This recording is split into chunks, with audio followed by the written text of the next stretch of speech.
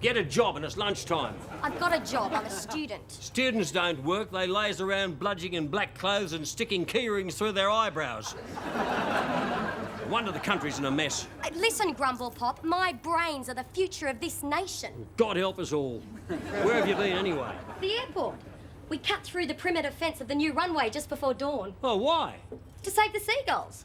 Couldn't they just fly over the fence? The vile male bureaucrats have put the new runway right through the wetlands where the seagulls live. Seagulls don't live in swamps. They live on cricket grounds. Wrong. No, right. Ask Richie. He talks more about seagulls than he does about cricket. The vile male bureaucrats are killing the seagulls because they claim they're a danger to aircraft. So we trapped the guy who's been hired to shoot the seagulls. Isn't that against the law? The sacred law of nature must take precedence if our mother planet is to survive. Oh, God, a greenie. We stripped him, covered him with golden syrup and feathers and let him go on the freeway.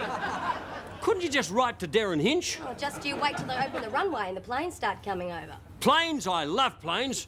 I love the smell of Caro in the morning. I wouldn't give you 2 bob for a seagull. Typical. Unless it's cooked. Right, I suppose there's a lot of food in here. And drugs, I'm sure. Oi! Oi, you! Chair! What? Go on, get out! Go on! Well, it's just a dumb chair. Dumb chair, I sold my caravan for that chair. Now get out! Go on! No, I'm staying here. It's a sit-in. Listen, girlie, I fought and died for that chair. No, this is not just a chair. It is a symbol of your male, testosterone-driven economic and cultural suppression of women. Is that a fact? Yes, and I'm staying put. You reckon, do you?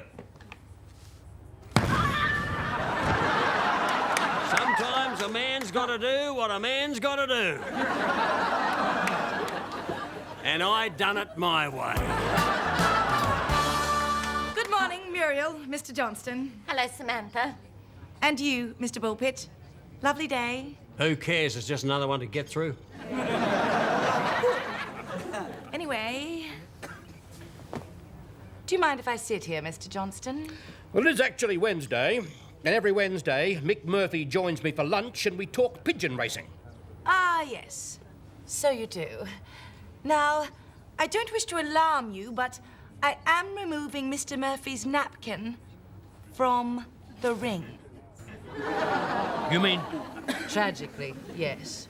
We found him this morning, still attached to his electric treadmill. Poor Mick.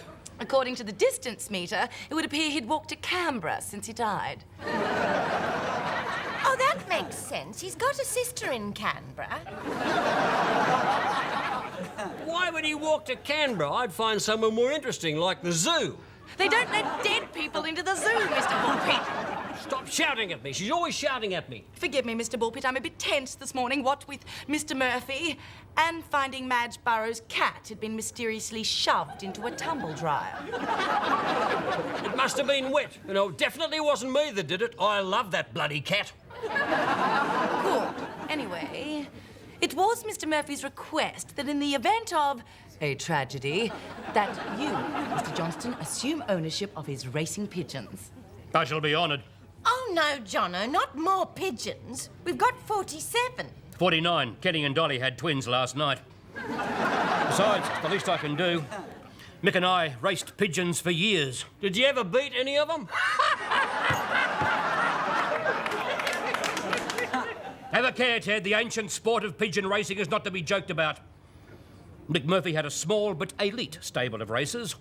Zorro of El Dorado, for instance, is the state champion. No, tragic as the circumstances may be, I'm not having another pigeon in my house. The gardening cupboard is disgusting. In fact, there have been mentions of unseemly pigeon odours emanating from your garden cupboard. Oh, very well. Ted, mate, how about you? No, I'm not having any pigeons tarry-hooting around my bedroom. Do you think that Mr. Bullpitt's capable of looking after some pigeons? Why not? I mean, look at his dogs. He's got them stuffed and mounted on the wall. Ted, these pigeons are worth a lot of money. I can't afford them. They're free. I'll take them.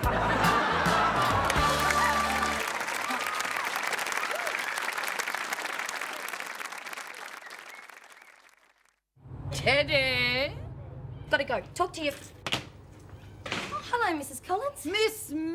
Sorry, Miss Collins. Mrs. sounds so old and retired. And while I suppose I will be old one day, I certainly haven't retired. Grumblepop's not here. I'm looking for Darcy. They're outside training the pigeons. Zorro's got a big race tomorrow. I've got to go to the airport. We're planning a naked demo. Well, don't go near the baggage handler. Something to blow pigeons up. I've never seen anything like it. 20 pigeons, 20 direct hits on Ted. I'm out of here. I don't know when I'll be back. Don't worry if you see me naked on the news. Bye. What did she say? Oh, Teddy, look at you, so sat upon from a great height.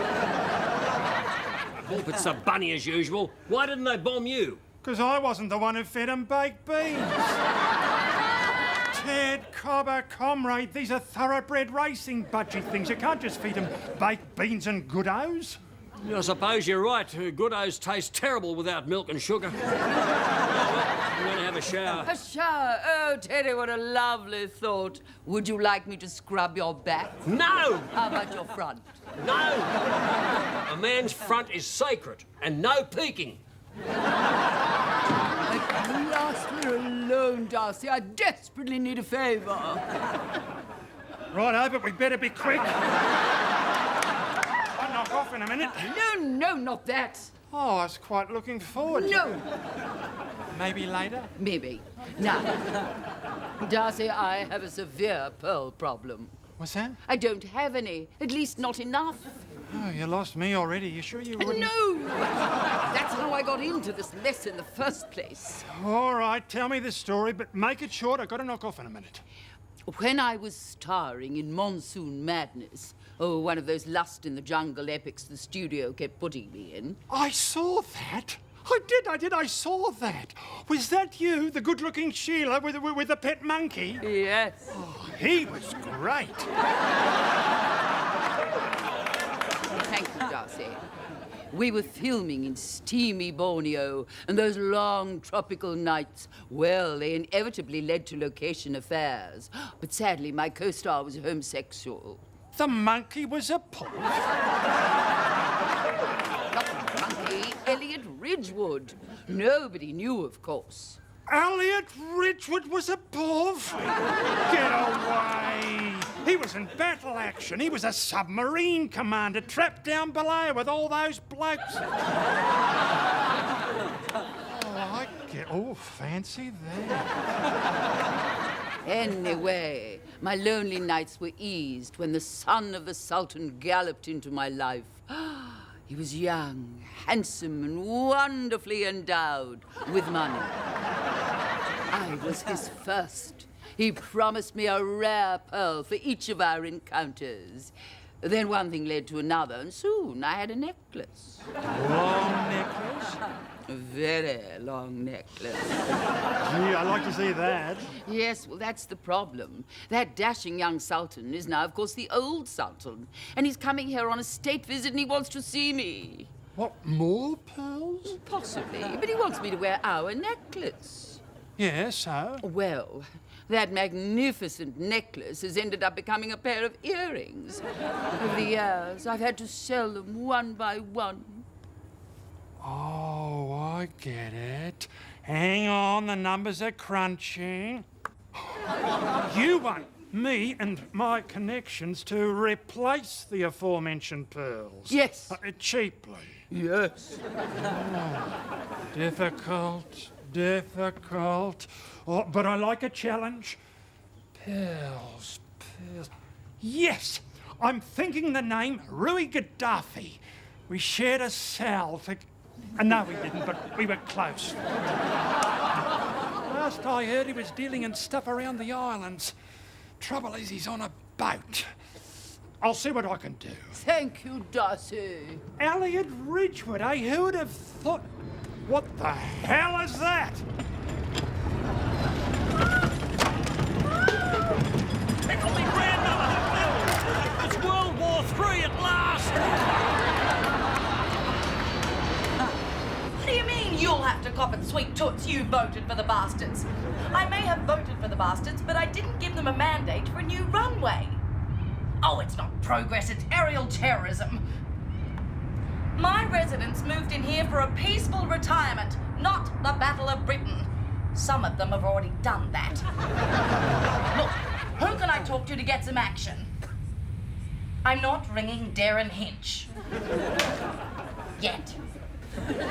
Any minute now, Ted, you'll have the thrill of seeing your own pigeons come home. I think I can see them. Have you got them, Ted? Can you see Zorro? Oh, I think so.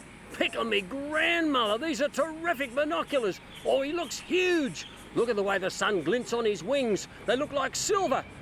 That's funny. I've never noticed Zorro has a red tail. Hey? It's a Qantas jet, you dill. I am not a dill. Struth me dead. They're going to run over me pigeons. Here they come, Ted. Yeah. Ah, poop. Zorro's won again. Go, Zorro. You're a legend. 3 wins in a row. I don't understand it. Smithy's lost again. How come Zorro always beats mine? Training diet, mate. Good O's with milk and sugar. Is that what you feed him? Well, that's what I feed yours. Everybody, pay attention. We're getting a petition together about the aircraft noise. Muriel's collecting the signatures. Do you want the names in alphabetical order? No, just any order. It doesn't make any difference. What about the addresses? God help me. They're all the same. Well, won't the Prime Minister think it's a bit strange that 121 people all live in the same house? I mean, none of these names are Asian. Listen, Muriel, what is written there? Whispering Pines Retirement Village. A place full of very testing people. Oh, and everybody, I do ask that you sign at least 3 times, but please, this time, use different names. Off you go, Muriel. Oh, dear. What is it? The biro's fallen off the string. Take mine. Weight Watchers. Good idea. This is nice and slim. Of course, they wouldn't have a fat biro, would they? Just get on with it, Muriel. Oh, dear. The biro's too small for the hole in the string. Well, don't tie it on. Well, what if I lose it? You won't lose it where I'm going to put it. Now just get on with it, please. Look at this, girlie. Oh, good. Muriel, jumbo jets, and now Mr. Bullpitt and his racing chook. This must be my lucky day. Zorro's won again. 3 times in a row. I'm thrilled to bits. We're all thrilled, aren't we, Mr. Johnston? Oh, yeah, over the moon. Larry, Curly and Mo didn't come home. What? Larry, Curly and Mo, they're Ted's other pigeons. They've been missing for days. Good. Anyway... And I've lost Lily, Tomo and Kazali. Something strange is going on. If you'll excuse me, I'm going to my office for a nice, quiet screen. Samantha MacDonald, how may I help you? What? Who? It's for you. Oh. Hello? Hello, Grumble Pop. It's me. I've been arrested. Can you come and bail me out from the airport police station? Oh, and I haven't got any clothes. Can you bring me something to wear? Pickle me grandmother. I've got a naked criminal in the family.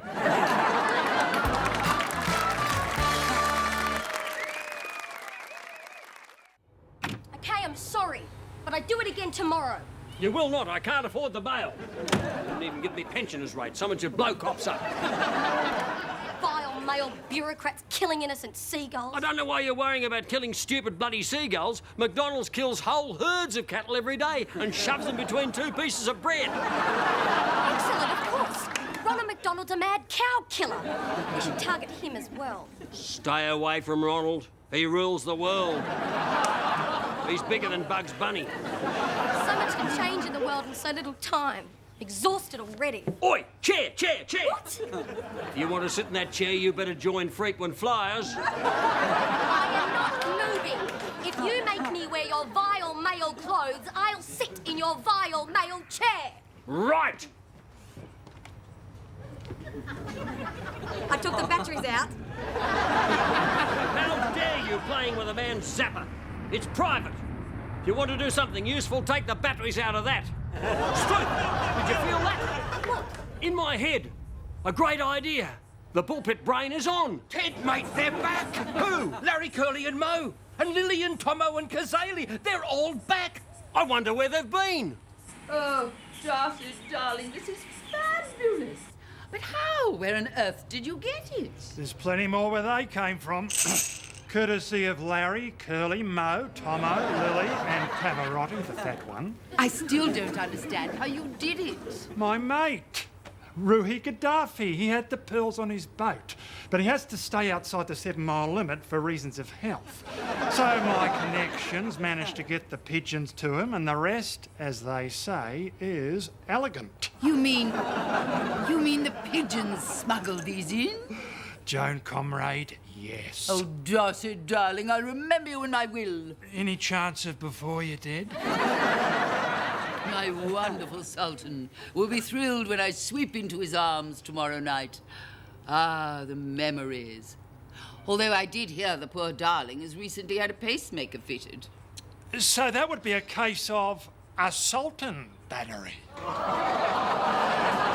Ted, I have to admit that I've never actually regarded you as an inspirational intellect before now. Watch it, mate. I've got brains I've never even used. This idea of yours is a stroke of genius. Yeah, I know. I felt it in my head when it happened. It was like taking off a really tight beanie. Good, Ted. Stand by, everyone. Flight 37 from Brisbane is on its final approach. Mr. Bullpitt, what's going on? What are all these pigeons for? Listen, girlie, you can sign petitions till the cows come home, but if you want action, Bullpitt's your man. I don't understand. Fire one! Fire two! Go get him, Zorro! Fire everything!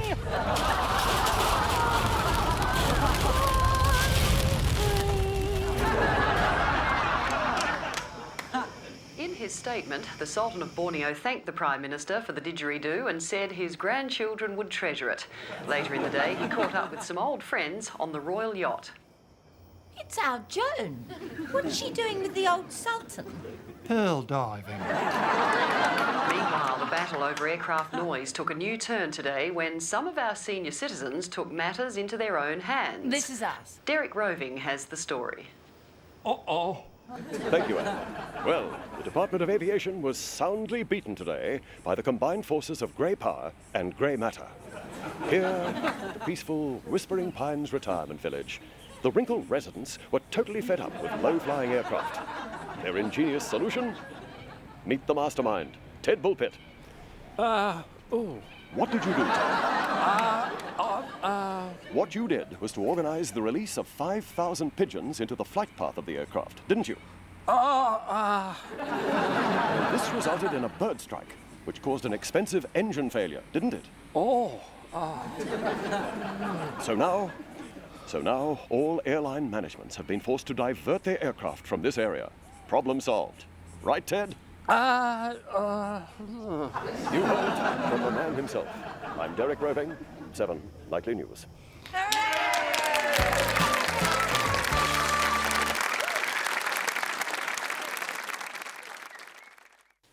Look, Neville, up in the air. Is it a bird? Is it a plane? It's nothing. The Bullpitt brain has triumphed, but there's no sign of Zorro. No sign of Brekkie either. Nothing. Nothing. Nothing. I smell food in there. My nose is telling my brain Brekkie is in there.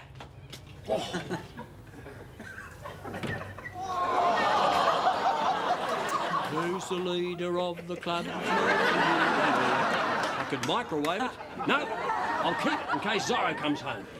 Oh, it's Zorro. He's come home. Hang on, he couldn't reach the doorbell. Morning, Ted. How are you? Is that food? In a manner of speaking. They're leftovers. Jono's? The dogs. They both turned their noses up at it, and I thought, who's next in the food chain? What is it? Try it. Do you like it? No, but I've got plenty of tomato sauce. I'll pop it in the microwave. You're a legend, Ted. Look at this. Pigeons in, jumbos out. Pensioners win, battle of the skies. Pick on me grandmother, it's me! Captain of the Clouds, Ted Bullpitt. I'm a hero! Well, not quite. Now, people all over the country are doing it. Airports have ground to a halt, tourism's down 68.5%, the dollar's collapsed, and stuffed koala sales are stuffed. But apart from all that, yes, you are a hero. Good morning, Mr. Johnston. Muriel, Mr. Bullpitt. Are we all well? Good. Anyway, I just received this from a man in a Qantas truck. It's for you. Oh, wonder who it's from. Read the card. Read the card. Oh, huh. Dear Mr. Bullpitt, please find enclosed one Zorro. Regards, Qantas Engine Maintenance Division. Zorro, he's come home.